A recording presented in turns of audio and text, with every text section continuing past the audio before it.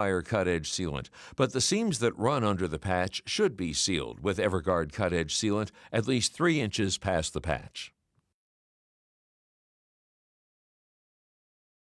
Repair seam void. If you discover a seam void while probing the seams, clean the void, and if the seam is not contaminated, seal it with a hand welder. If the void is over 24 hours old, a patch is required. Loose fasteners. If fasteners have become loose, they can be resecured, assuming the substrate is in good shape. Here are the repair steps. 1. Cut an opening and remove the old fastener. Move the old plate over and resecure the fasteners into a new hole adjacent to the old hole. 2. Clean the area surrounding the holes created by the fasteners with Everguard cleaner. 3. Cut a reinforced patch with rounded corners 2 inches larger than the damaged area and weld into place. 4. Probe the edges of the patch and apply a bead of Everguard cut-edge sealant. Debris and contamination in Freedom Rapid Seam. If an open seam becomes contaminated with dirt and debris, the area must be cleaned and patched. This procedure is for Freedom Rapid Seam only. 1.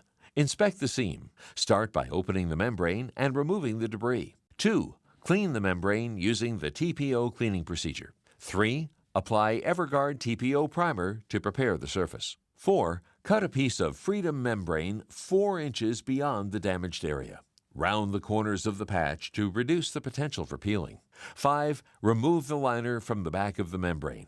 Apply it over the seam and roll it firmly. Finally, apply Everguard caulk to the ends of the membrane patch, extending the caulk at least 3 inches onto the exposed seam. Finish caulking the rest of the patch using Everguard TPO cut-edge sealant. The cut-edge sealant is important to prevent water wicking into the membrane. EPDM punctures. Repairs to EPDM punctures are similar to TPO. As in all single-ply systems, the membrane must be clean and dry. Here we see the roof mechanic making an emergency repair. He dries the area and puts an EPDM-compatible caulk in the hole to stop the water. The permanent repair procedure has some of the same steps as a TPO repair. First, dry and clean an area larger than the damaged section. Second, apply a primer. Third, caulk the hole with EPDM-compatible caulk. Fourth, apply a patch by pressing and rolling it into place. Finally, dress the edge with a compatible edge caulk.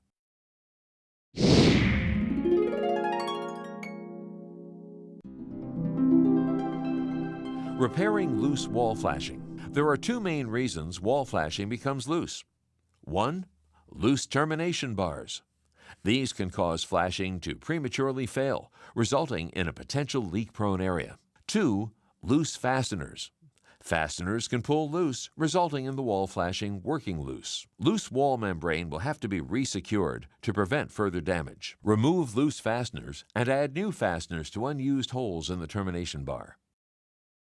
After the screws are moved over, the area should be cleaned and patched with a patch that extends at least 2 inches around all sides of the new hole. This patch should be heat welded and checked for voids with a probe. If the patch is made from reinforced membrane, then cut-edge sealant must be applied. If the bonded area is loose, install batten bars and fasteners at 1 fastener every 12 inches on center. For large areas of loose wall flashing, check with the manufacturer's technical representative.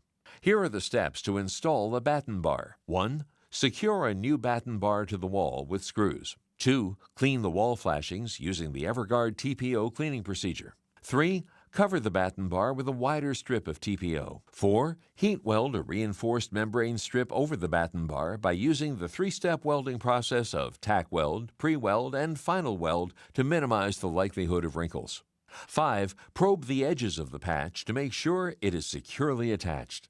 And finally, apply a bead of Everguard cut-edge sealant around the edge of the reinforced membrane.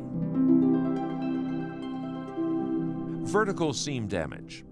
If the vertical wall seam is damaged, the damaged area must be covered with a patch. Here are the repair steps. 1. Clean the area using the Everguard TPO cleaning procedure. 2. Prepare a patch 2 inches beyond the damaged area in all directions. Round the corners of the patch so the potential for peeling is reduced. 3. Then weld the TPO using the process of tack weld, pre-weld, and final weld to minimize the likelihood of wrinkles. 4. Once the weld has cooled, check the seams for voids using a rounded tip probe. 5.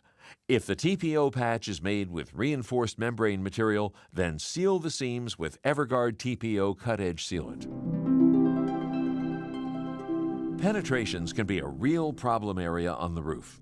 Cables, pipes, brackets, and stacks pass through the building envelope, and they create a leak-prone area. Pitch pockets are commonly used to seal these penetrations. Common problems around pitch pockets include shrunken and cracked filler material, which leaves gaps around pipes and the side of pitch pockets. Here we see an example of where insulation was left on the pipe. Here's how to repair a pitch pocket. 1. Remove loose sealant materials from the pitch pocket, including any insulation that may be wrapping a pipe. 2. Check the membrane flashing. If the flashing around the pitch pocket has deteriorated, replace the flashing, being careful to wrap the top of the flashing into the pan. If the pan is completely filled, you could install a larger pitch pocket around the old one. Reinforce the corner with either a prefabricated outside corner or a field fabricated corner. 3. Once the existing pan is clean and prepared properly, mix and pour in new sealant. Maintain a slight slope away from the roof penetration to ensure proper drainage. A pitch pocket can also be created by installing an Everguard prefabricated boot and filling it with sealant after priming the inside of the boot with TPO primer. Install a hose clamp to complete. Replacing a boot. If a boot is extensively damaged, it may have to be replaced. Here are the steps for properly installing a pipe boot detail. When this single-ply roof was originally installed, the seams of the TPO ran through the pipe penetration. This is a common mistake that is prone to leak. To repair it, cut a target patch with a hole in the middle. The target is welded to the base sheet using the 3-step method. This target will create a solid area to adhere the pipe boot flashing. Measure the diameter of the pipe and cut the pre-molded boot to fit the pipe's width. Place the boot over the pipe and weld the boot to the target with the hand roller pressing down behind the heat welder as it moves around the boot. Put a bead of Everguard water block at the top of the boot and install a stainless steel clamp on the boot. Tighten the clamp and cut off the extra clamp material. Seal the top of the boot with a bead of Everguard caulk. Finish by checking the edge of the target and the boot with a probe to be sure there are no voids. GAF makes an extensive line of single-ply accessories. Contact GAF for a complete listing and see how you can use them on your jobs. Leaks at interior drains. These leaks can be caused by improper initial installation, long-term buildup of debris, or just lack of maintenance. Before the roof drain is repaired, inspect for some other problems, such as making sure the drain is free-flowing. If possible, check the underside of the drain bowl and plumbing for cracks. Inspect the membrane-to-drain connection for any voids. If this is the case, tighten the drain clamping ring. If these items are not causing the problem and the leak continues, then 1. Remove the drain clamping ring. Repair or replace any damaged parts or installation components. 2. Inspect the membrane around the drain. If the membrane appears to be damaged, install a new reinforced membrane target, making sure there's only one ply of membrane in the clamping area. 3. Remove any old sealant and clean and dry the area, and then apply cleaner to the underside of the membrane. Allow to dry thoroughly. 4. Apply a new continuous bead of water block around the drain bowl using 1 full tube per drain. Set the clamping ring evenly over the newly installed flange. 5. Secure the ring by first finger tightening, then snug the bolts in an alternating sequence. This leak-busting DVD cannot show you every possible situation you'll face on the roof, but it has presented repair solutions for some of the most common low-slope repair problems. More detailed information is available in the GAF Pro Field Guides, Smart Details, and on the GAF website at www.gaf.com. Following the repair practices shown in this program will lead you to happy customers and fewer callbacks. Good luck with your leak busting.